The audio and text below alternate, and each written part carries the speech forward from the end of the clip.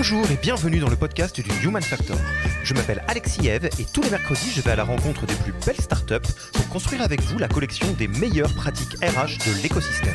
J'ai l'impression que souvent il y a un truc qui fait que la confiance, elle se crée ou pas, c'est le sens business des DRH. Et donc ça, c'est très théorique, mais concrètement... Ne vous embêtez pas à prendre des notes, on s'en occupe pour vous. Vous pouvez retrouver le meilleur de cet épisode et de tous les autres dans le Yaniro Wiki, la bible des meilleures pratiques RH dans un Notion. Rémunération, recrutement, cooptation, tout y est. Pour découvrir le Yaniro Wiki, allez tout simplement sur www.yaniro.co/wiki et ajoutez la page en favori pour la voir sous la main quand vous en aurez besoin. Pour l'heure, je vous laisse avec l'invité d'aujourd'hui et vous souhaite une bonne écoute. Bonjour Stella, comment vas-tu ? Et ça va super Alexis, merci et toi ?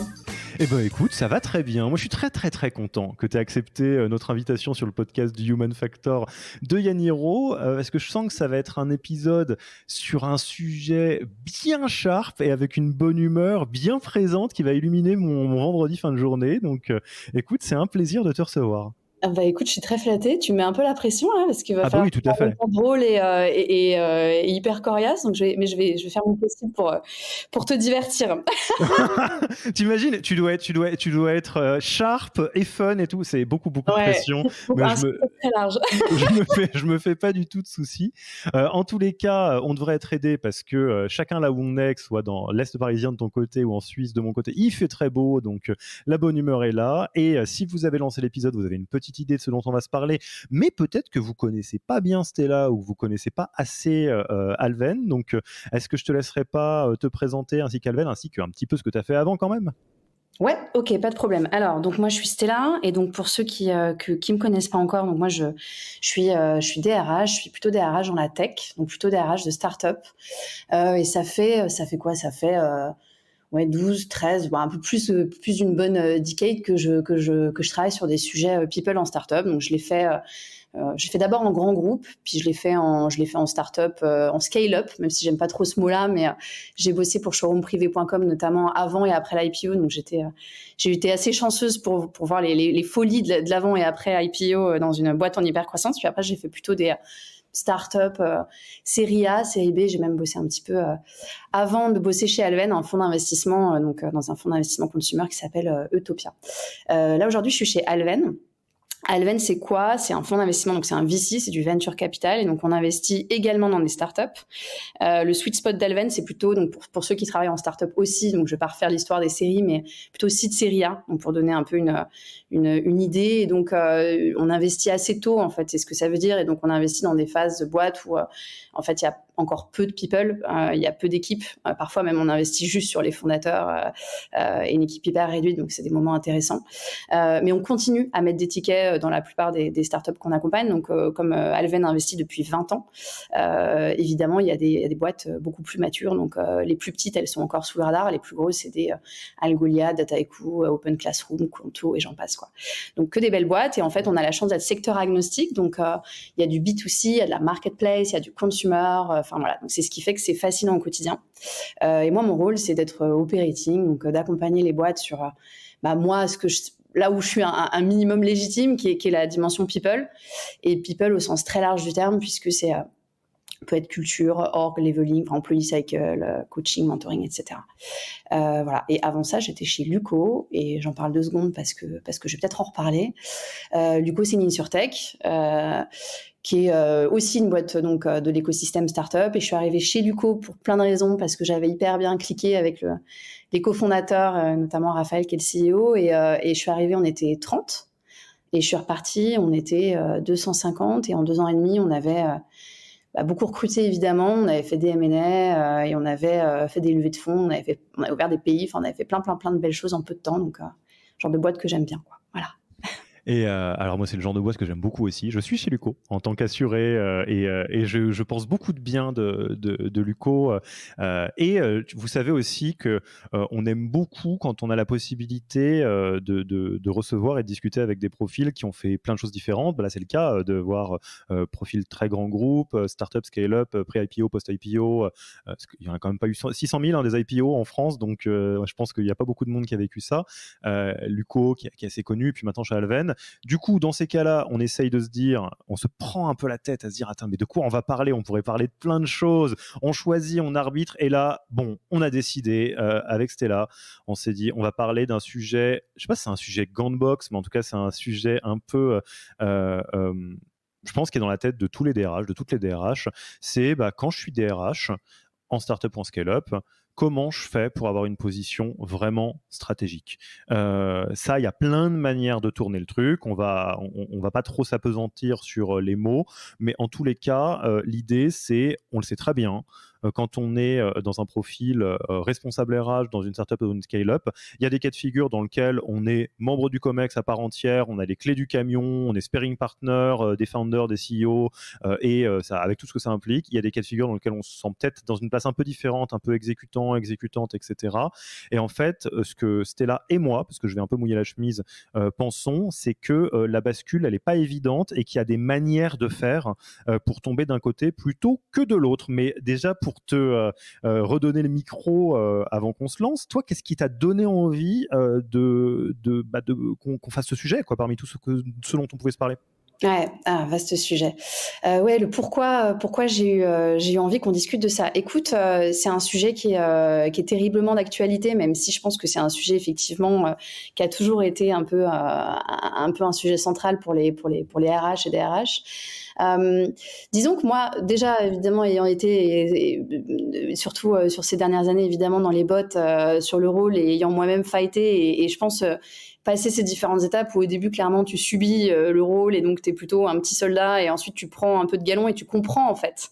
Tu comprends comment tu peux tirer ton épingle du jeu, tu comprends que parfois il faut stratégiser un peu en termes de posture, tu comprends que tu as un skill set en fait à développer pour justement faire partie de cette équipe de leadership et gagner la confiance aussi de tes fondateurs et avoir du poids dans l'organisation. Et donc tu as un apprentissage déjà personnel qui m'a poussé à pas tout résoudre, hein, ce serait trop beau et puis je suis beaucoup trop jeune pour avoir tout compris, mais à commencer à avoir des petits tips, des postures, tu vois, capter des choses qui m'ont permis de tirer mon épingle du jeu, premier. Et de deux, je faisais un peu de coaching, un peu de mentoring je faisais partie d'un collectif, ça je l'ai pas dit, en parallèle de chez Luco sur lequel on faisait des petites missions.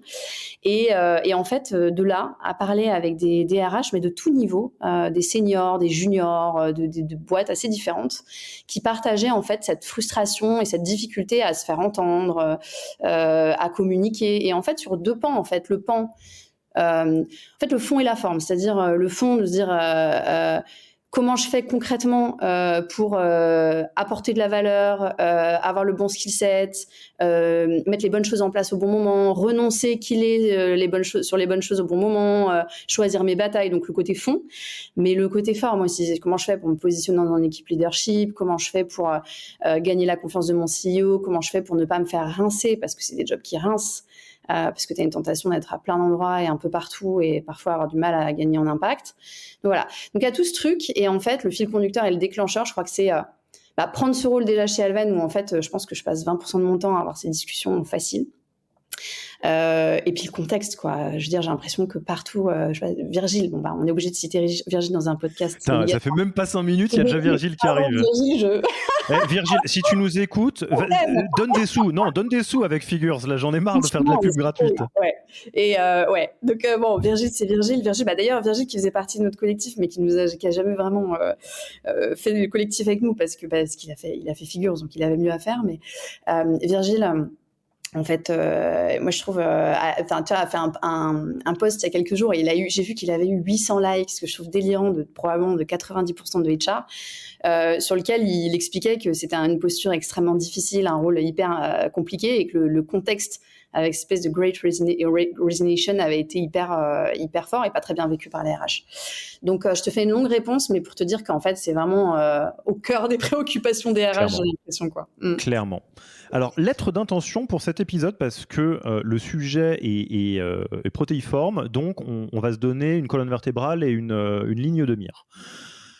Moi, j'aimerais, Stella, si tu es d'accord, qu'on se dise que on va partir du principe que dans 99% des cas, la bascule peut aller d'un côté ou de l'autre. C'est-à-dire, n'importe quel profil RH, DRH peut améliorer sa capacité à être totalement stratégique dans l'entreprise, ou à l'inverse, peut-être faire des choses qui vont peut-être moins bien passer et donc se retrouver dans une position un tout petit peu plus cornerisée.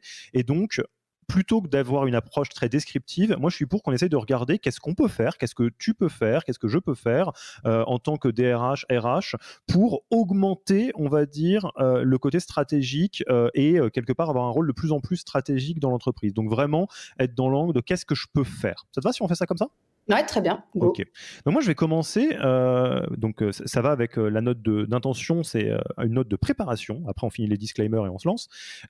Donc pourquoi on fait ça avec Stella ? Parce que Stella, déjà, elle a vécu en long, en large et en travers en tant que DRH, maintenant passe sa vie avec des DRH, des CEO, etc. Vous le savez, moi, quand je passe pas un mercredi par semaine à rencontrer des DRH, tous les autres jours de la semaine, je coach des CEO, globalement, à peu de choses près. Donc, on les connaît bien, ces animaux.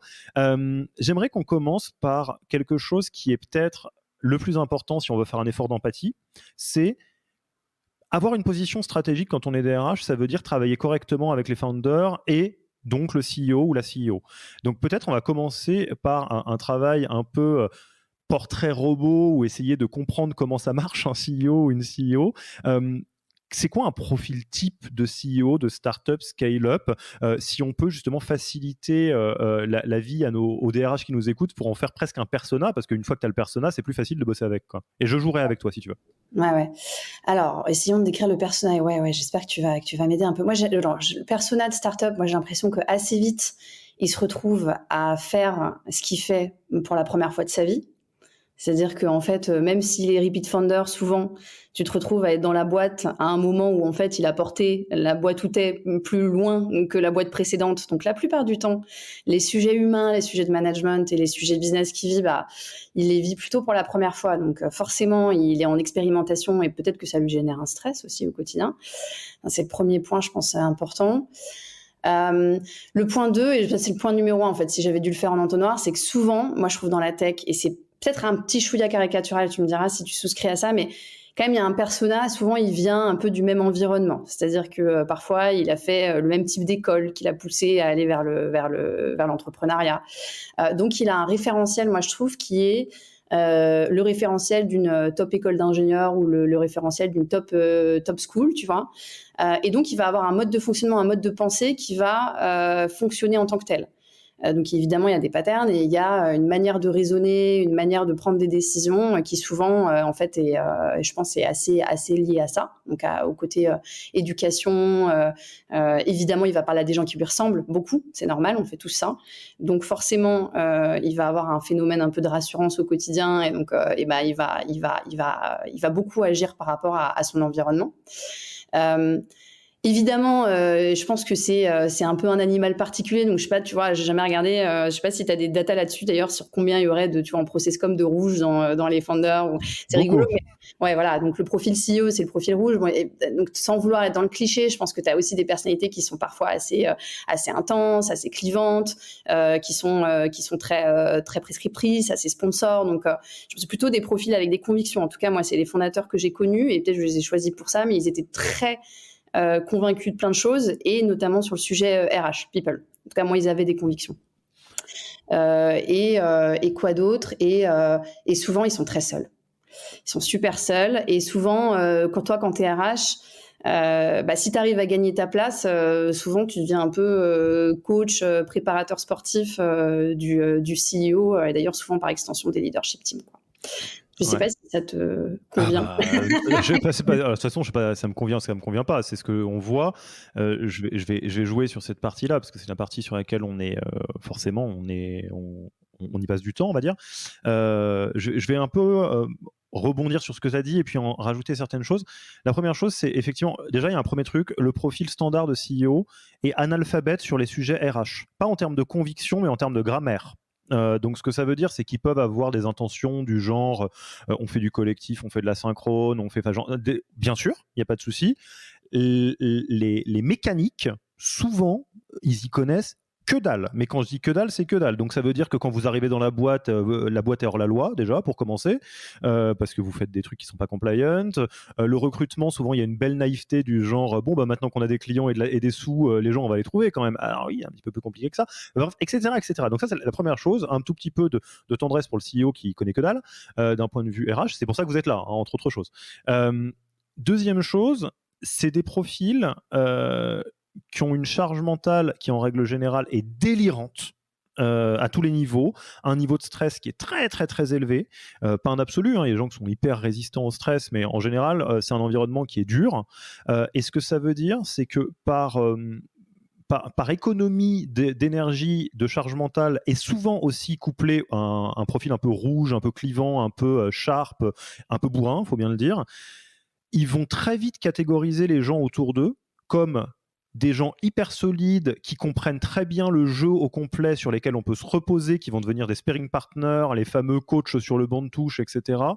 Ou des gens qui vont plutôt avoir un profil entre guillemets bon soldat à qui il va falloir donner du drive parce qu'on peut pas entre guillemets être à l'aise avec le fait de leur filer les clés du camion au complet. Je vais vous donner un exemple qui est très simple.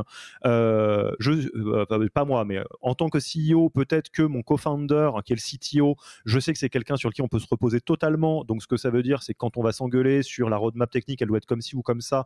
Certes, on va s'engueuler, mais à la fin, j'ai confiance en Léo, mon CTO, parce que je sais qu'il est hyper solide et qu'il connaît le business aussi bien que moi. Peut-être que j'en sais rien moi, je sais pas qu'est-ce que je pourrais utiliser, peut-être que j'ai un profil responsable product qui est un peu junior et sur lequel je me dis non mais là il est en train de me réciter les bonnes pratiques de son métier, alors que là on n'a pas assez de runway pour faire le truc, et donc il y a une vision qui est pas assez globale sur ce qui est en train de se passer. En tant que DRH, vous pouvez tomber très très facilement dans une case ou dans l'autre.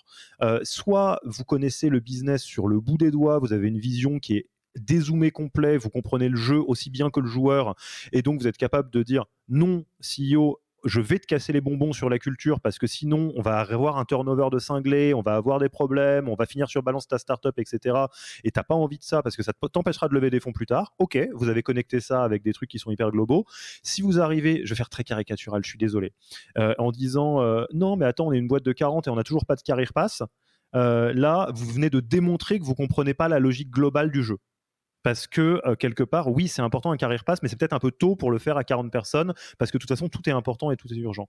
Donc ça, c'est vraiment un truc qui est assez important, et ça va avec ce que tu disais sur la solitude. Par la force des choses, vu qu'ils ont beaucoup de responsabilités sur les épaules, c'est souvent des profils assez seuls. Vu que c'est des grosses brutes, souvent ils créent de la solitude autour d'eux aussi quand même, faut bien le dire.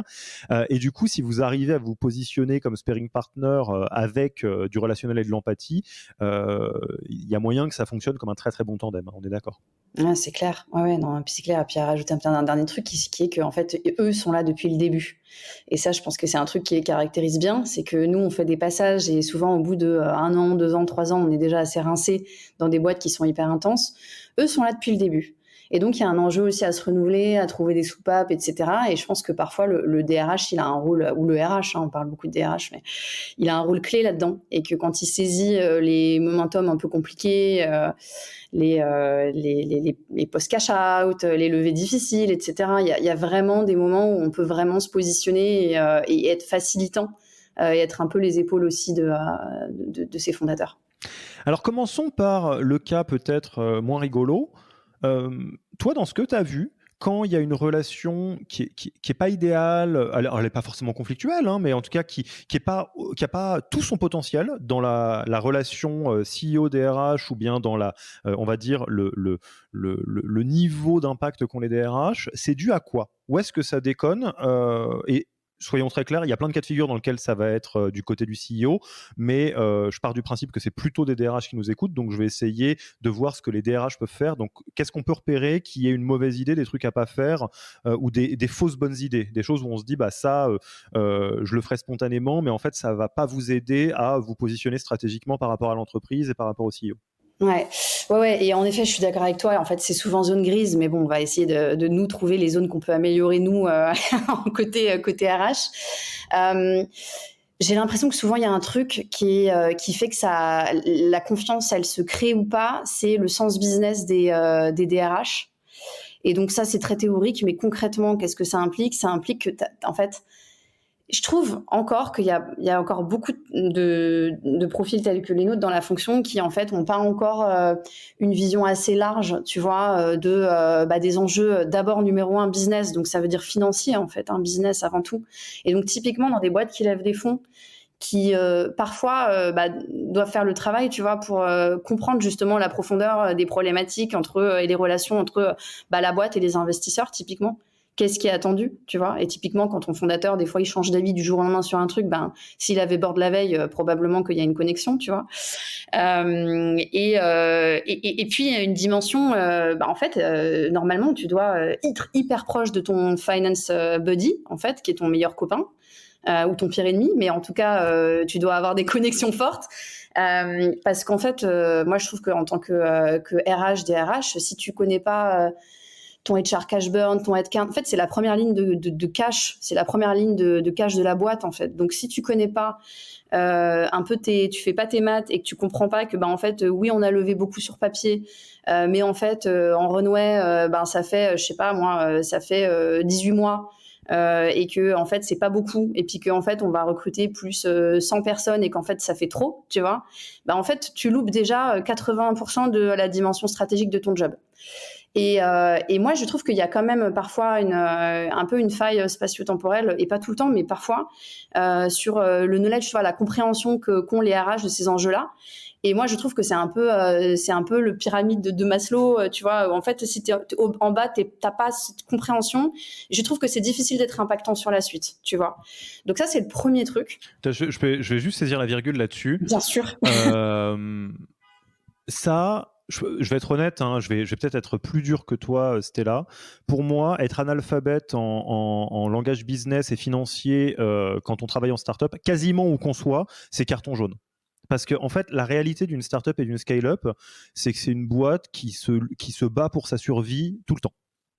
Et à tous les niveaux, en cash burn, aller faire du revenu récurrent, atteindre la rentabilité à un moment donné, avoir une bonne relation avec ses investisseurs parce qu'il faut que ça continue, etc., etc. Et la position par défaut, c'est mort, c'est pas vivant. Et quelque part, si vous n'embrassez pas ça déjà en termes de réalité et que vous n'êtes pas capable c'est même pas que vous n'êtes pas capable, que vous ne faites pas l'effort d'apprendre cette grammaire, qui n'est pas hyper compliquée en soi, hein, faut juste s'y coller un petit peu et après on comprend comment ça marche, le business d'un côté, les dépenses de l'autre, la finance au milieu, etc. Évidemment, vous ne parlez pas la langue de votre leadership team. Et ça va poser problème. Et l'inverse est vrai. C'est-à-dire, si vous êtes capable de dire, je vous donne un exemple très bateau, bon, guys, girls, au leadership team, dans les plans stratégiques de Q2, on va former tous les managers. Si vous n'êtes pas capable de dire, par exemple, pourquoi ? Parce que là, on est en train d'avoir un turnover de cinglé parce qu'en fait, nos managers sont nuls et donc ils font fuir la plupart des gens. Et en plus, la performance est en train de baisser. Et voilà ce que ça coûte, le turnover, sans compter le fait qu'on est en train de se faire épingler sur Balance ta Startup. Là, on vous écoute. Parce que vous n'êtes pas en train de dire faut former les managers pour former les managers. Vous êtes en train de remettre ça dans le cadre de la croissance globale de la boîte, quoi. Ouais, complètement. Mais tu vois, et toi, j'imagine que tu le vois aussi régulièrement, mais en fait, le truc qui m'ennuie avec ça, Alexis, c'est en fait, moi, j'ai l'impression dans mon job là, donc récemment, hein, j'y suis depuis 5 mois à peine, donc c'est très frais, de passer ma journée quand je parle avec les fondateurs, mais aussi et surtout quand je parle avec les DRH, de leur dire mais pourquoi tu veux faire ça, mais pourquoi typiquement le career pass, c'est un super bon exemple, hein. Mais pourquoi tu veux faire un career pass? Parce que machin, on m'a dit que, et en fait t'as vachement de trucs qui sont, je trouve, faits parce que c'est market practice, ça fait partie de la toolbox un peu gadgeto, go gadget de la boîte, de la startup, etc. Et mon point, c'est pas de dire qu'il faut à tout prix, enfin que c'est forcément des mauvaises idées, etc. Mais il faut savoir pourquoi on fait ça. Ça connecte à quoi ? Voilà, à quoi ça connecte, et au questionnement en fait business, et au questionnement un peu presque survivaliste de la boîte. En fait, s'il me reste 10 mois de cash, en fait, là, l'enjeu, c'est peut-être pas le career pass pour savoir où les gens seront dans 5 ans. En fait, ils s'en foutent sûrement, et de toute façon, tu pourras jamais leur offrir le job que tu as mis en level 5. Donc, il y a un truc un peu... et ça m'amène vachement. Donc, par extension, je trouve que c'est aussi vrai, et c'était un peu mon sous-point, c'est en fait, le sens business, c'est important en termes de knowledge, mais en fait, c'est aussi important la compréhension minimale, hein. Je dis pas qu'il faut savoir, il faut avoir fait le wagon pour être crédible, mais c'est juste la compréhension des enjeux produits et par extension des enjeux tech. C'est-à-dire que si, pareil, tu comprends pas que en fait je sais pas, la culture produit de ta boîte, en fait, et ben c'est plutôt, je sais pas, une culture parfois un peu quick and dirty au début, et qu'en fait là, bah en fait ton boss il veut recruter un VP product pour insuffler une culture nouvelle, mais qu'en fait potentiellement ça va mettre trop de temps parce qu'on est trop loin de la réalité, tu vois. Ou si tu comprends pas que en fait, bah en fait, je sais pas, 3 products pour 2 devs ça fonctionne pas, tu vois. Enfin, ou ce genre de, tu vois, d'échelle ou de trucs très concrets. Bah en fait, ou que tu as des gens qui sont mal alloués sur tel projet ou sur tel squad, ce qui est un truc un peu... et ben en fait, tu peux pas challenger ton équipe, tu peux pas discuter avec ton équipe déjà avant de la challenger, et donc bah, t'es pas écouté, puis t'es pas crédible. Donc voilà, donc c'est ce truc que je trouve, c'est de comprendre la réalité business de la boîte, quoi. L'inverse est vrai, hein. C'est ça qui est génial, c'est que je vais prendre un exemple de quelqu'un que j'aime beaucoup, qui est passé par ce podcast, qui est Adeline de Gorgias, Ouais. où là, qui est fantastique, où vous pouvez faire des coups d'éclat pour le business et donc aussi dans la position que vous avez dans la boîte, quand vous démontrez que vous maîtrisez parfaitement ce truc-là. Quand Adeline construit une grille de REM aux petits oignons et est capable de dire les devs et tous les profils techniques, on les paye au 90e percentile, à savoir une blinde. Pourquoi ? Parce que tout le monde est en train de chasser les mêmes et que nous on aura les meilleurs en faisant ça. Ok, c'est le fameux pourquoi que tu disais est limpide. On fait pas une grille de REM pour faire une grille de REM, on fait une grille de REM pour porter une philosophie de la rémunération. Même chose sur pourquoi on a un equity pool d'employés qui est hyper élevé pour les mêmes raisons. Et à partir du moment où vous démontrez très simplement que ce que vous faites est connecté au reste de la boîte, évidemment ça marche, tout simplement. Mais ça me fait... alors, j'ai envie de tirer 2 traits. Alors là, c'est dur, mais premier trait, Adeline, tu vois. Adeline, typiquement, c'est un bon exemple. Je trouve que c'est le typique persona du profil qui avait pas fait de... Enfin, évidemment, qui avait dû agréger plein de compétences soft avant, mais qui n'était pas DRH avant. Et moi, j'adore ces profils-là. Je les adore parce que, justement, ils ont pas à déconstruire plein de trucs et qu'ils sont, justement, souvent très business et très pragmatiques. Et là, je te vois faire. Je sais que là-dessus, je sais que, voilà. En tout cas, je suppute qu'on a peut-être des points de discussion à avoir là-dessus, mais moi j'adore les profils qui étaient ops avant, j'adore les profils qui étaient chief of staff avant, j'adore les profils qui venaient du business avant. Et d'ailleurs, je souscris pas du tout au point de dire que tout le monde peut pas faire de la RH. Moi, je pense que évidemment, pas n'importe qui sorti de, tu vois, n'importe quel kidam, mais n'importe qui a les bonnes soft et qui est capable de s'appuyer sur les bonnes personnes en termes de hard skill et qui a un sens business. Et moi, pour moi, il est le bon candidat en tout cas pour appréhender des problématiques très horizontales en fait, qui sont des problématiques people. Donc voilà. Et ouais, non, peut-être pour tirer le trait, pour aller au bout de la question, le deuxième truc, ça fait une bonne transition, c'est le pragmatisme.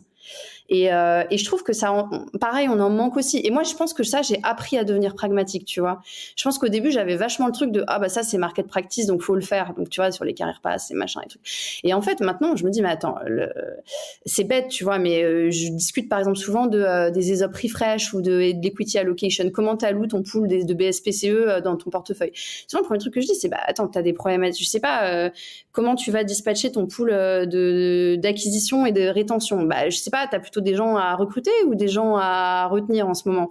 Et quel type de profil t'as à recruter? Ah ouais, ok, d'accord. Oui. Donc, tu vois, en fait, je trouve que c'est des trucs, c'est du pragmatisme. C'est revenir aux questions simples, mais bêtes presque, qui font que tu vas décliner une policy et tu peux avoir, ce qui est, moi, je trouve, c'est la beauté du truc, des réponses tout aussi bêtes. C'est-à-dire qu'en fait, parfois, c'est pas un énorme career pass mapping de tous tes métiers qui va te prendre des dizaines d'heures et qui, en fait, peut-être va pas être, qui va peut-être être utilisé que par tes très juniors, en fait, dans ta boîte, et en fait, t'en as pas tant que ça. Peut-être qu'en fait, c'est un process, je sais pas, moi, tu vois, peut-être qu'en fait, la réponse, c'est un process dans ta boîte où, en fait, t'envoies, tous tes jobs, je sais pas, tu vois, tous tes jobs, tous les recrutements, tu les diffuses dans ta boîte en amont, et puis celui qui veut se positionner, en fait, je sais pas, il va chercher des sponsors, et en fait, il y a des sponsors établis, et puis il pitch. Tu vois, et en fait, on va évaluer son skill set en fonction des performances, du performance cycle. Et donc, en fait, ça, je donne une idée complètement sortie nulle part, mais en fait, il y a plein de réponses qui peuvent être des réponses plus pragmatiques et des réponses plus bêtes à des problématiques business, quoi. Et pour parler de manière très concrète, moi, je vais sur le point qui te faisait sourire de est-ce qu'on est en désaccord ou pas. En fait, je pense qu'il n'y a pas tant de discussion. C'est vrai que dans un ancien épisode, j'ai un peu parlé de l'angle mort qu'il y a sur des profils non RH qui démarrent la RH. Mais en fait, c'est deux faces de la même pièce. L'angle mort qu'on a quand on a un profil qui démarre les RH en faisant d'autres choses, c'est qu'on ne sait pas ce qu'on ne sait pas. Et donc, si on n'a pas fait de la RH à plein d'endroits, il y a peut-être des trucs qui sont hyper importants dans le fonctionnement global de People qu'on occulte complètement. Je pense à des trucs juridiques, notamment de la compliance. Alors après, est-ce que tout est important dans la compliance? Autre débat, mais en tous les cas, vu que c'est très multifacette le métier de RH, c'est assez compliqué de savoir précisément tout ce qu'il faut faire. Ça, c'est pas très compliqué en réalité à combler. Il faut passer sa life avec des RH. Globalement. Trouver des bonnes personnes, Il faut exactement. trouver des groupes de pairs et tout va bien. Ce qui m'amène à la question inverse. Si moi je suis un profil qui est très RH, je connais bien ces domaines-là, mais je plaide un peu coupable sur le fait que je suis pas hyper solide sur les sujets business ou tech, etc.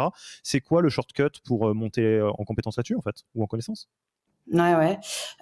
Écoute, comment je fais si jamais j'ai pas ce knowledge-là? Bah déjà, je vais chercher je parlais du finance buddy. Moi, je trouve que c'est vraiment le binôme le plus important, enfin un des plus importants dans la boîte. Tu t'appuies sur lui pour tout et vice versa. Et donc, bah déjà, tu te mets en bisbille avec ton, tu crées des accointances avec ton finance manager et vous passez du temps ensemble. Et vous posez sur. Donc évidemment, tu vas chercher des informations de compréhension et donc moi je pense que le financier il est habitué à faire de la pédagogie, donc il peut en faire avec beaucoup de monde, inclus le RH. Et je pense que c'est aussi une personne avec qui il faut passer du temps un peu à toutes les étapes clés des process en fait.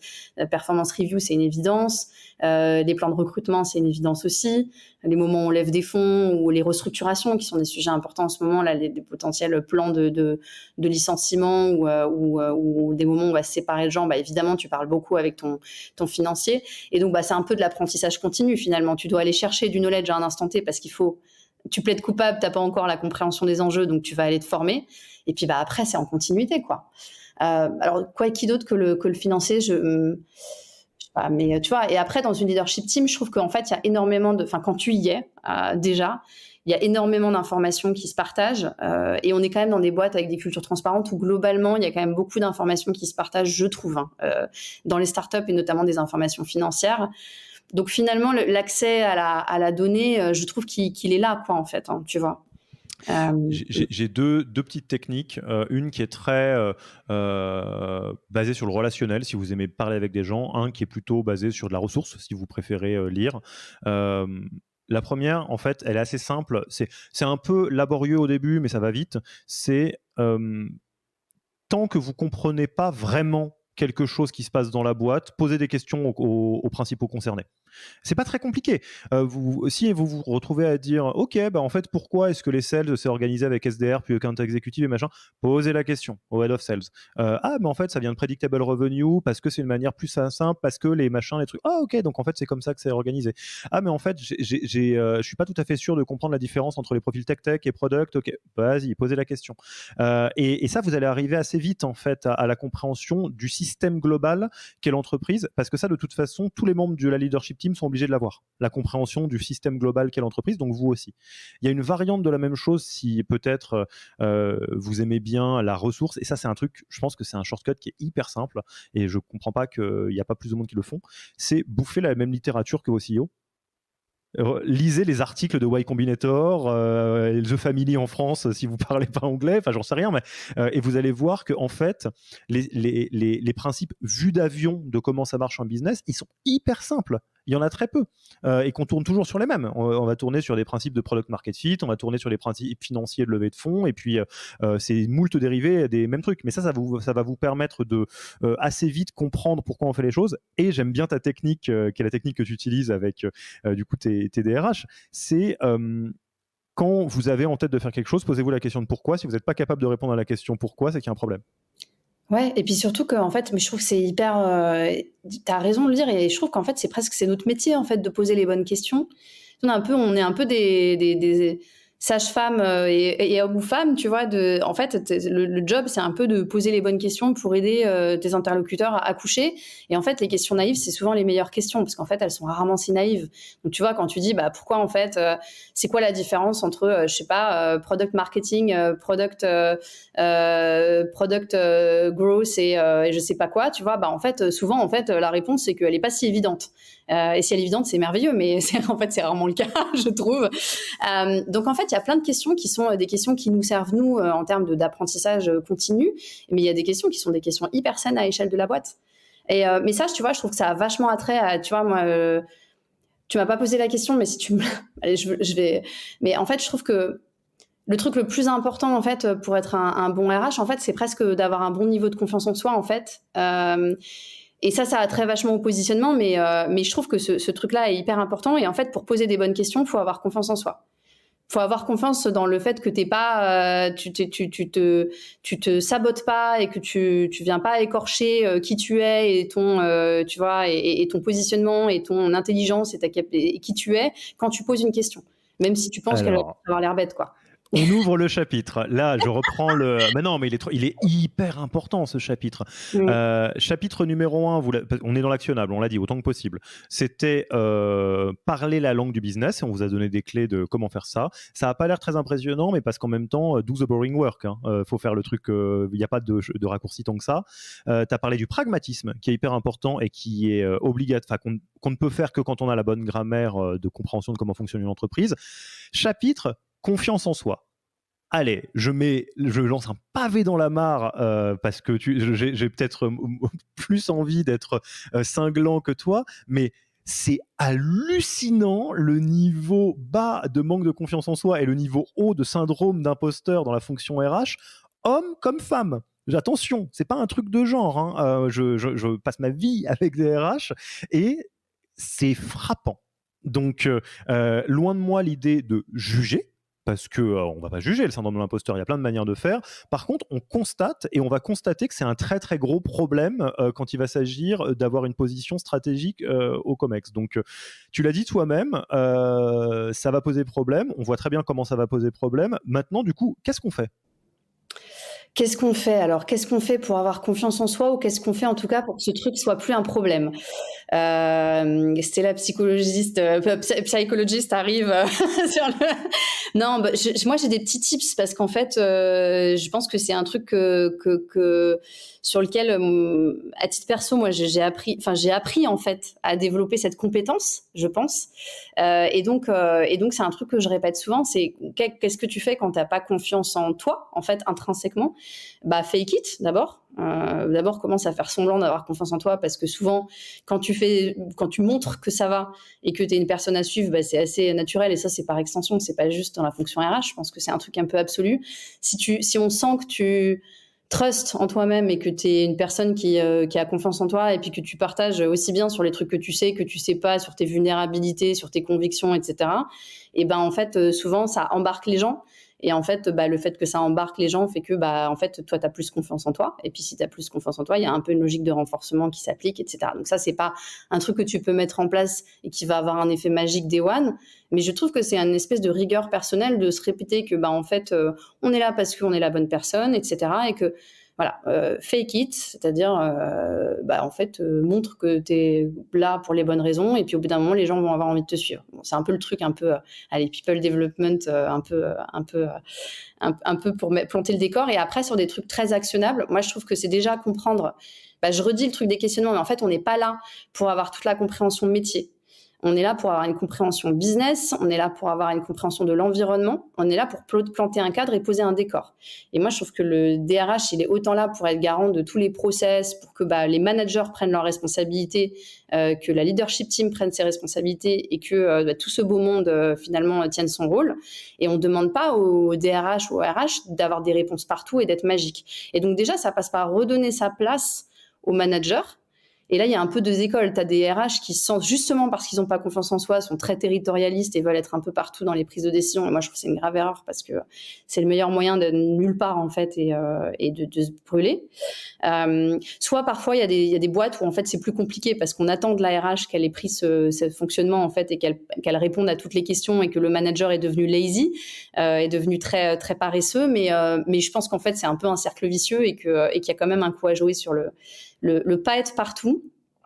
Et pour se donner confiance, le meilleur moyen, c'est d'accepter qu'en fait, on n'a pas la réponse et que c'est fine et que, tu vois, et que c'est OK de pas avoir la réponse sur tout et qu'en fait, toi, ton rôle, c'est de poser les questions, comprendre l'environnement et puis aider les managers notamment qui ont beaucoup dans leur sac à dos à accoucher de tout ça, quoi.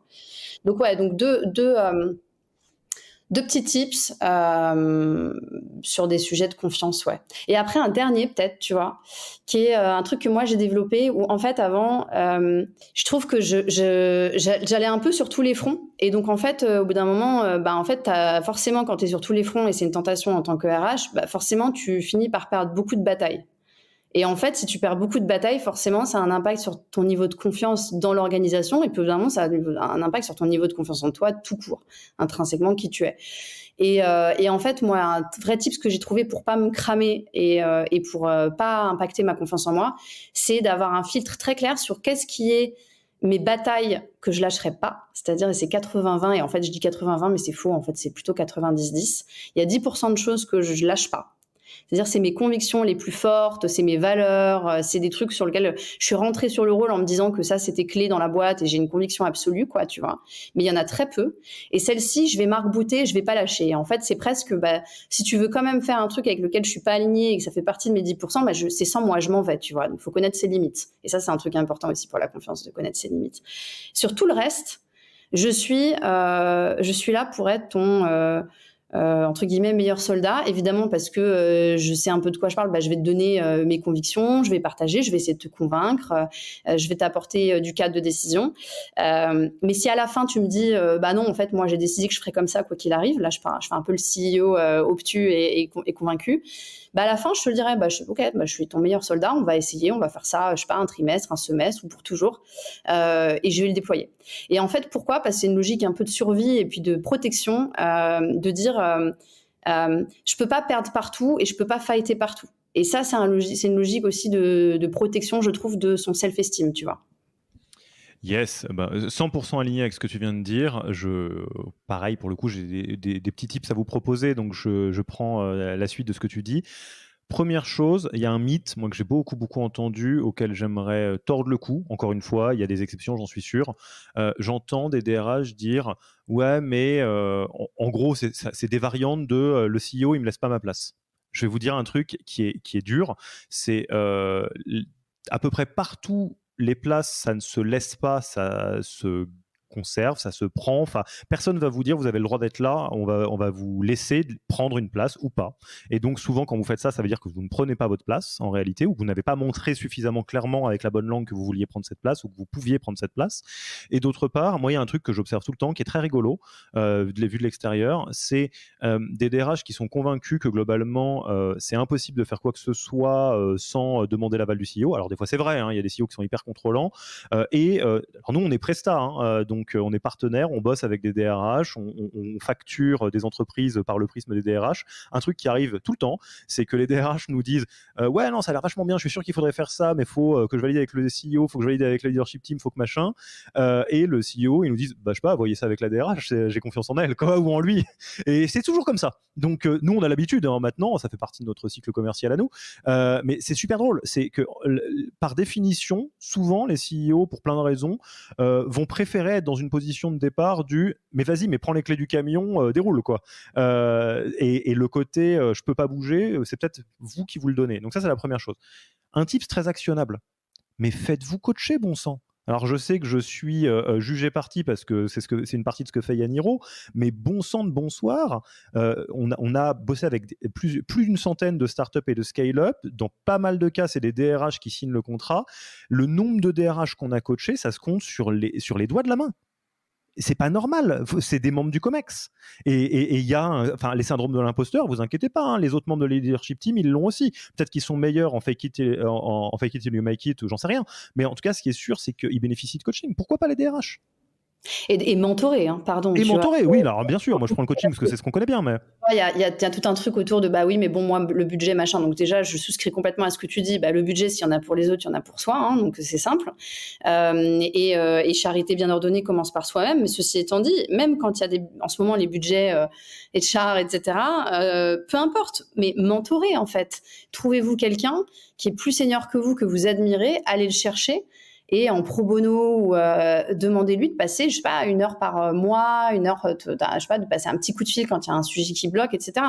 Moi, les situations où j'ai pris le plus de hauteur à chaque fois, c'est parce que quelqu'un d'autre, alors pas souvent de plus senior que moi, mais pas tout le temps, m'avait pris 10 minutes et m'avait offert 10 minutes de son temps de cerveau disponible, dégagé de toutes mes contraintes, dégagé de tous mes bloqueurs, de toute façon, j'ai déjà fait ci, j'ai déjà fait ça, j'ai machin, et m'avait donné une voix bis, quoi. Et c'est hyper fort, quoi. Donc ouais, non, c'est clair, je souscris à ce que tu dis. Et effectivement, sur la confiance en soi, il y a pas de miracle, hein. Il y a des outils, il y a de la pratique, et il y a une autre. Ça se télescope avec ce qu'on s'est dit au début. C'est très rationnel ce que je vais dire, donc je sais que ça va pas forcément marcher pour tous les profils, mais si vous écoutez un peu la petite voix du manque de confiance en soi, posez-vous la question de si elle a raison ou pas. Des fois, vous allez juste vous dire qu'elle a tort, hein. Ça c'est un truc de coach, hein. Je vais vous le faire un peu en diagonale. Et si vous pensez qu'elle a raison, faites ce qu'il faut pour corriger le tir. C'est-à-dire si vous dites ouais mais non mais là en fait je suis pas sûr de ce que je fais. Qu'est-ce qu'il faut pour que vous soyez un peu plus certain ou certaine de ce que vous faites? Est-ce qu'il faut le valider avec les bonnes personnes au board, ou à la leadership team? Est-ce qu'il faut parler à un mentor ou une mentor pour avoir un contre-avis? Mais effectivement, ça c'est un truc, je sais que je sais pas pourquoi je suis en mode la rage, là c'est le côté Creed qui sort au cinéma, c'est Rocky Balboa, tout le bazar, mais moi il y a un truc qui me fait rire, c'est des fois, alors je me suis beaucoup fighté avec des... pas fighté, mais j'ai été très confrontant avec des coachés là-dessus, qui me disaient ouais, j'ai un syndrome de l'imposteur. Et ça m'est déjà arrivé de leur dire, pas que des DRH, mais t'as peut-être un syndrome de l'imposteur parce que t'es une imposture. Mais comment ça? Là, t'es en train de me dire que t'es en mode un labrador dans une voiture qui sait pas ce qu'il fait là, au volant. Ouais, ça craint, c'est chaud en vrai. Peut-être qu'il faut faire quelque chose là, non? Ah oui, mais bon. Ouais, non, mais c'est évidemment ça arrive, mais c'est clair. Peut-être pour rebondir sur, puisqu'on est dans les tips très actionnables, un truc que j'ai appris à faire, et c'est plutôt en écho à ce que tu disais sur parce que la plupart du temps, les fondateurs laissent complètement la voie libre aux RH qui, eux, se censurent. Bon, moi, j'ai pas eu toujours ça. Moi, j'ai eu aussi... On va ouvrir un petit chapitre comme ça, ouais. De CEO un peu vénère sur ces sujets, et c'est tant mieux parce que c'est des belles discussions, mais avec des convictions fortes. Ceci étant dit, j'avais un tip qui marchait plutôt bien. C'est-à-dire que au lieu de demander la permission, j'écrivais, tu vois, je donnais un contexte, je sais pas, par mail, par meeting, etc., peu importe, en disant on va faire ça, pour telle raison, évidemment. Donc je contextualise. Enfin, je disais, puis voilà. Et puis, mais c'est sûr que ça marche surtout avec les fondateurs. Et puis, si jamais il y a un sujet, dites-moi. Et en fait, le fait d'arriver avec une conviction forte, d'expliquer pourquoi, d'avoir débunké ce qu'il faut, etc., plutôt que de dire qu'est-ce que vous en pensez, je me posais la question de en fait, souvent, soit ils n'ont pas le temps, soit tu as déjà répondu aux questions et ils se disent voilà, soit ils sont d'accord avec toi. Et donc, et en fait, champ libre. Et puis, moi, je regardais ma montre et puis j'attendais 2 jours. Et puis, si en 2 jours, tu n'as pas répondu, go. Voilà.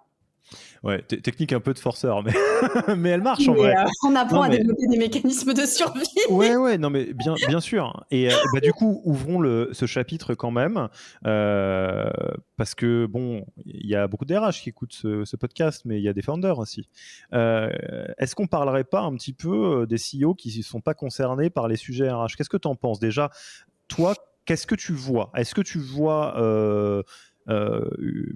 plutôt une majorité qui ne demande qu'à être convaincue, des gens qui sont déjà convaincus, des gens qui s'en foutent? Enfin, toi, sans nommer, dans ce que tu vois quoi sur les profils founders, CEO? Ouais, je vois pas de CEO qui sont pas concernés par pas en startup, pas dans la tech. Je pense par extension pas tout court en fait. Quand on a une boîte, sa ressource numéro 1, c'est les gens.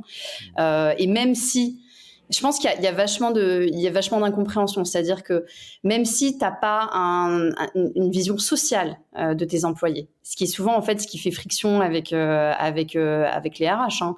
Même si t'as pas spécialement envie que les gens soient heureux au travail, ou même si t'as pas spécialement envie que je sais pas moi que ta boîte soit une best place to work, en fait de toute façon t'es attaché au sujet people, mais parce que là encore, et pardon d'être cynique, c'est ta première ligne de cash, et que quand tes invests viennent te voir, ils te disent en fait si jamais tu peux pas tenir 6 mois de plus, et c'est un problème. Donc ils sont forcément attachés à des points clés qui sont combien on recrute, est-ce qu'on garde les gens qui sont bons, et est-ce qu'on peut se permettre de garder tous ceux qui sont à bord. Et après, tout le reste derrière n'est que des réponses, ne sont que des réponses à ces équations très basiques. Donc si, ils sont évidemment très concernés. Après, certains ne sont pas outillés évidemment. Donc certains n'ont pas la compréhension de comment tu fais pour garder quelqu'un, comment tu fais pour recruter quelqu'un. Et donc c'est ce qu'on se disait au début. Et c'est là qu'en fait le DRH il doit décoder en fait et doit rentrer en jeu. Donc évidemment c'est là qu'il doit aller chercher et qu'il doit pas attendre que le fondateur il lui dise oui j'aimerais vachement que on ait une jolie page sur Notion ou sur Welcome to the Jungle. En fait lui il s'en fout en fait. L'intérêt pour lui c'est que il puisse avoir recruté ses plus 80 personnes à la fin du quarter et puis qu'il ait son bon product pour sortir telle feature. Donc je veux dire il y a un enjeu de traduction je pense, tu vois, avant tout. Et puis il y a un enjeu de pédagogie quoi.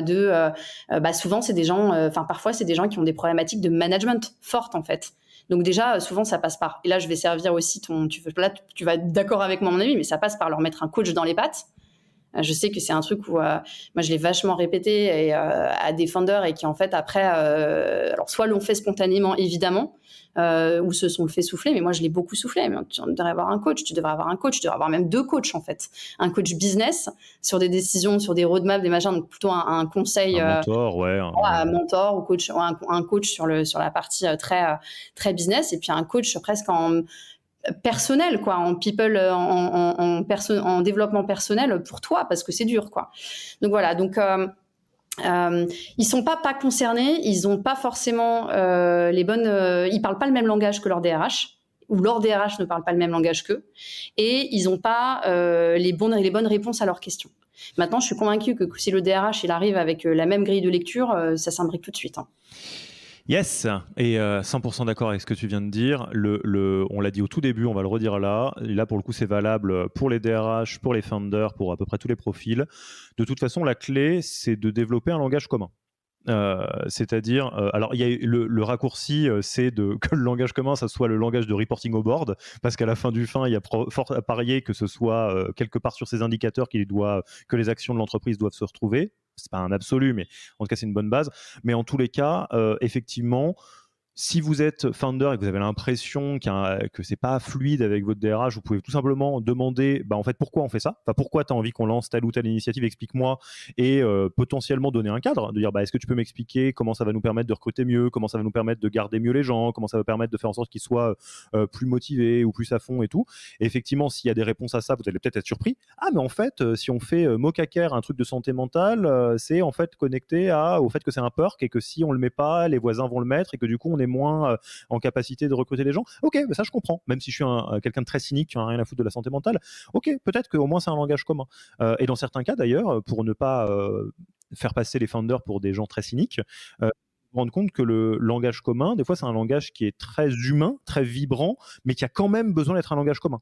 Des fois, moi j'ai déjà vu des founders avoir des appels un peu alerte rouge des RH, et qui à un moment donné arrivent à trouver les bons mots et où ça touche les founders en disant non mais tu sais qu'en fait les gens ils se barrent de ta boîte là. Quoi ? Mais j'ai pas monté une boîte pour ça. Ok, là on reparle la même langue et on est capable de mettre les choses dans l'ordre. Et je voudrais juste donner un truc au DRH spécifique aussi, parce que j'ai déjà vu des cas de figure de la sorte. Si vous avez l'impression que votre founder est un âne batté, tête de mule, que vous avez tout essayé, que vous tournez autour et que ça ne marche pas, barrez-vous. Mais barrez-vous. Moi, j'ai déjà eu un cas de figure comme ça. Je ne vais pas citer la boîte, mais où on bossait avec une DRH qui, effectivement, était obligée de mettre le founder à chaque étape. Alors, pour le coup, obligé, parce que c'était quelqu'un de très, très, très, très, très contrôlant et qui a très poliment, alors je trouve qu'elle l'a fait avec une classe incroyable, qui a gentiment donné sa dème au founder en disant qu'elle coûtait un petit peu cher pour une assistante, en fait. Ouais. En fait, mais c'est ça, mais c'est ayez des principes. Mais là, attention, je mets un vrai décodeur là-dessus parce que moi, j'ai des discussions, mais je pense que ça va te parler aussi, des discussions toute la journée effectivement, le fondateur comprend pas et puis il veut me lâcher aucune ressource et puis machin, etc. Et donc, il comprend rien à la RH et donc il s'en fout et tatata. Et c'est pas spécifiquement dans le portfolio, c'est au global, c'est des trucs qui sont un peu récurrents. Mais c'est bien, mais en fait, la question c'est est-ce qu'il en a rien à faire des RH ou est-ce qu'en fait, tu lui as pas amené le problème comme il faut, potentiellement, et qu'est-ce que veut dire sa réponse? Parce qu'en fait, qu'est-ce que j'ai eu comme cas il y a pas longtemps? Il veut pas qu'on embauche alors que tout le monde est sous l'eau, etc. machin. Et je lui dis, mais vous, pareil, tu vois, on revient. Je lui dis, mais il vous reste combien là à la banque, bah machin et tout. Je sais pas. Ouais. Et donc en fait, le truc c'est que il faut avoir une grille de lecture en commun. Je pense que les fondateurs sont pas en tout cas, il doit y en avoir forcément dans l'eau parce que c'est statistique, mais ils sont pas des abrutis en majorité insensibles. C'est juste qu'ils ont une réalité business et que en fait ils ont ni le temps ni l'envie de parfois pas la capacité à avoir un décrypteur. Et puis en fait en vrai ils ont pas le temps et c'est pas forcément toujours à eux de le faire. En fait je pense qu'il y a aussi un sujet, c'est que le DRH, et c'est un point en commun avec la leadership team, il n'a pas de manager. Voilà, il manage son manager, il va chercher, il reporte à son manager, il rassure. En plus, c'est une composante que le DRH, il coach et il rassure souvent son manager, qui est le CEO, mais il faut rien attendre en termes de management. Donc, il y a aussi une typologie. Le DRH, c'est celui qui a les reins assez solides pour pas avoir de manager et se taper le management du nombre de personnes qu'il a dans sa boîte par extension, de son équipe, de ses collègues de la leadership team, parce que c'est souvent le cas aussi, etc. Et là, je prends un exemple concret. Moi, quand j'étais fatiguée et que j'en avais marre, au lieu de... si tu considères qu'il y a un vrai problème de valeur, que tu as creusé ce truc et que tu considères qu'effectivement, je reprends tes mots, ton CEO, c'est un âne batté, c'est un abruti sans valeur, etc. Évidemment, et des principes va-t'en. Si vous vous êtes fighté sur, je sais pas moi, une ligne du career pass ou un énième perk et que le truc est en fait... un truc complètement anecdotique sur lequel, qui remet pas du tout en question le système de valeurs, mais qui est juste un sujet de désaccord. Et moi, ce que je disais souvent à mon équipe leadership, c'est prends ton après-midi, va-t'en. Moi, des fois, j'étais juste fatiguée et je disais à mon CEO, on se fightait beaucoup mais c'était très sain. Je disais, mais en fait, là, tu me saoules, je prends mon après-midi, tu ne m'écris plus. Et en fait, souvent, tu es très en colère. Le jour J, tu es très animé. Et le lendemain, ou le week-end, le week-end passé, ça va mieux parce que tu as pris du recul. Et c'est ce que je disais beaucoup aux gens avec qui je travaille dans la leadership team parce que c'était intense. Je leur disais, mais c'est bon, décroche là cet après-midi, je veux plus te voir. En fait, on s'en fout. T'es saoulé, tu veux démissionner. Tu verras lundi si tu veux démissionner. Les gens démissionnaient pas. Voilà.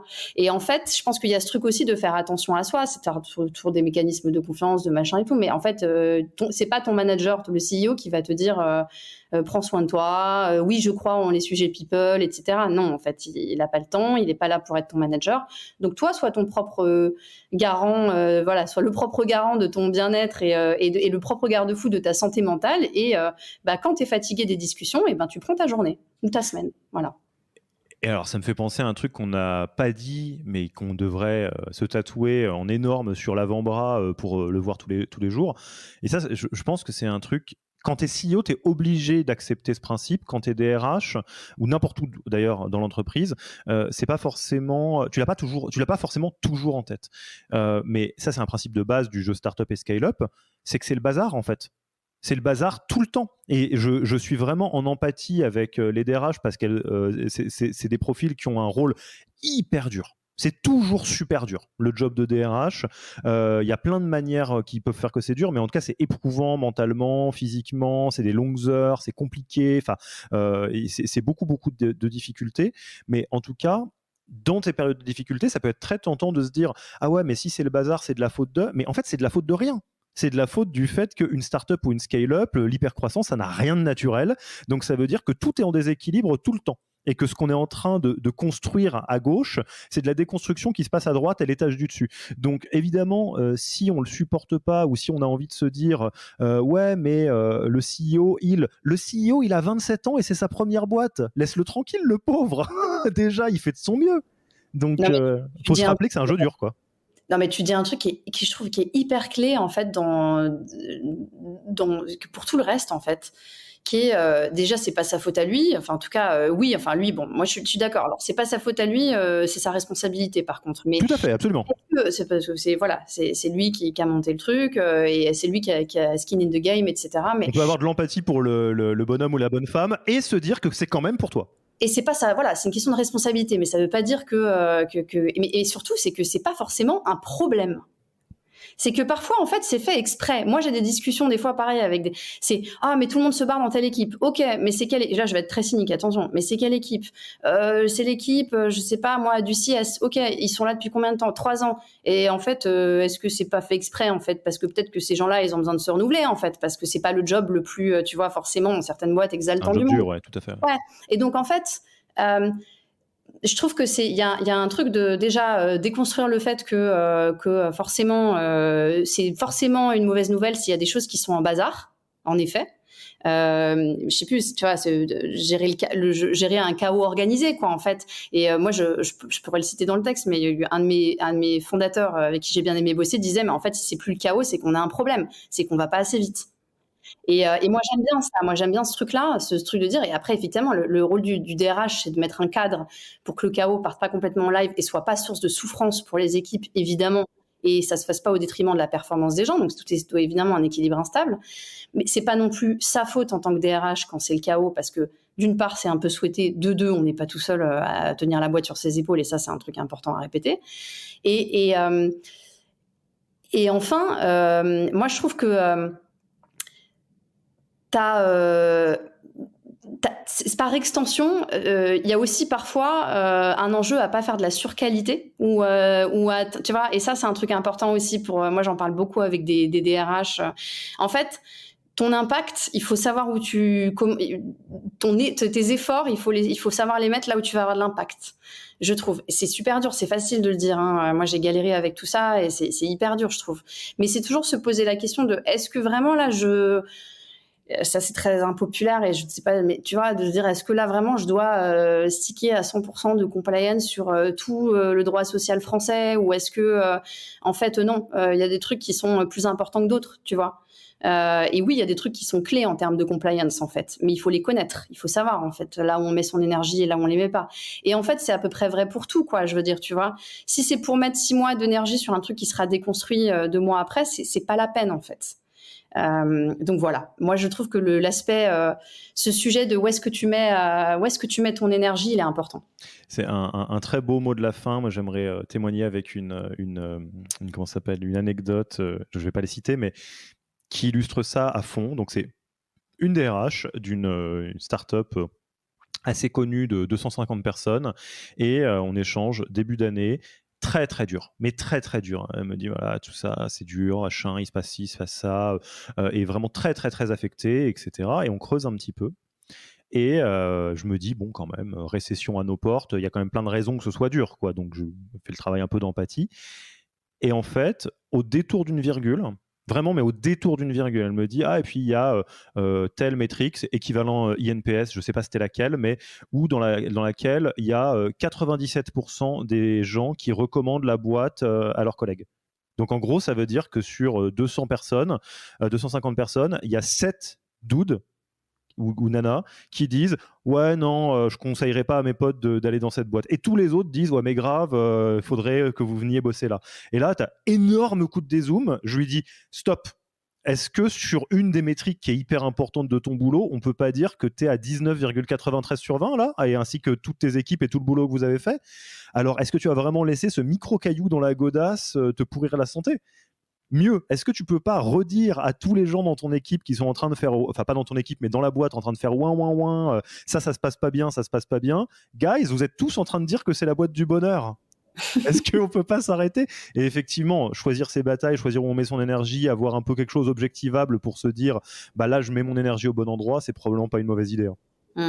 Et célébrer les victoires comme celle-ci. Amen. Bon, écoute, on aurait pu en parler longtemps, mais on a fait un bon tour, je pense. Je pense que vous êtes bien outillés pour rendre votre position extrêmement stratégique dans l'entreprise. Tu connais un petit peu notre tradition. Je te propose qu'on passe tranquillement aux questions de fin d'interview. Déjà, où est-ce qu'on te retrouve? On a envie de discuter avec toi. Quel est le canal? Alors le canal, bon, je suis à peu près sur les principaux Slack de RH avec les copains, mais on peut m'écrire par mail, donc stella@alven.co, et notamment, si vous cherchez des jobs de DRH sympas dans des belles boîtes avec des founders sympas, vous pouvez doublement. Ça recrute en ce moment? Bien sûr, ça recrute. Ok, on fera passer le message. Je réfléchirai si j'ai des gens autour de moi. Est-ce que tu as un livre, un podcast, un blog que tu recommanderais aux auditeurs et auditrices? Ouais, je recommanderais bien un livre qui s'appelle Antifragile. Je sais pas si tu connais. Si.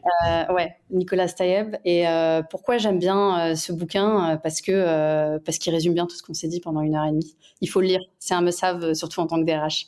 Ouais, tout à fait. Si ça vous a plu, toute la clique des bouquins un peu dans la même typologie, Black Swan, tout le bazar, c'est très très bien de Nassim Nicolas Taleb. Est-ce que tu as un outil RH dont tu veux parler, que tu aimes bien?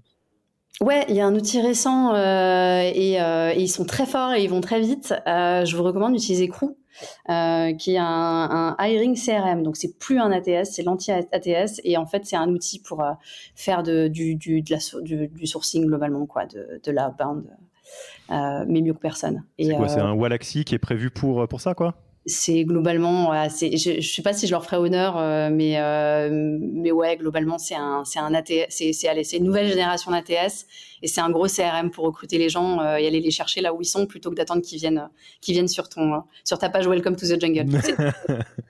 Canon. Et tu connais notre tradition, j'espère que tu l'aimes autant que nous, une tradition de passage de micro, de passage de flambeau, de témoignage public, d'affection ou en tout cas de quelque chose de sympa. Si tu es à ma place, qui est-ce que tu aimerais voir interviewer dans ce podcast? À qui est-ce que tu passes le micro? Alors je passe le micro à Raphaël Leprince, qui travaille chez Wave et qui est une super DRH, super nana à rencontrer. Raphaël, de deux choses l'une, au moment où Stella doit choisir la GOAT, la greatest of all time, la meilleure, c'est à toi qu'elle pense, donc c'est quand même pas rien. Et deux, tu es la bienvenue, évidemment. Stella laisse le micro et le casque en partant et on sera ravis d'enregistrer un épisode à tes côtés si tu le souhaites. Écoute Stella, c'était un plaisir. Je pense que sur le sharp, le fun, check, on a rempli les cases. C'était très cool de pouvoir échanger sur ce sujet avec toi. Merci beaucoup pour ton temps et puis il me reste plus qu'à te dire à bientôt. Merci Alexis, à bientôt. Merci d'avoir écouté cet épisode. Pour mettre en place tout ce que vous venez d'apprendre, n'oubliez pas de vous connecter sur le Yaniro Wiki. Allez tout simplement sur www.yaniro.co/wiki et ajoutez la page en favori pour la voir sous la main quand vous en aurez besoin. Et à mercredi prochain pour un nouvel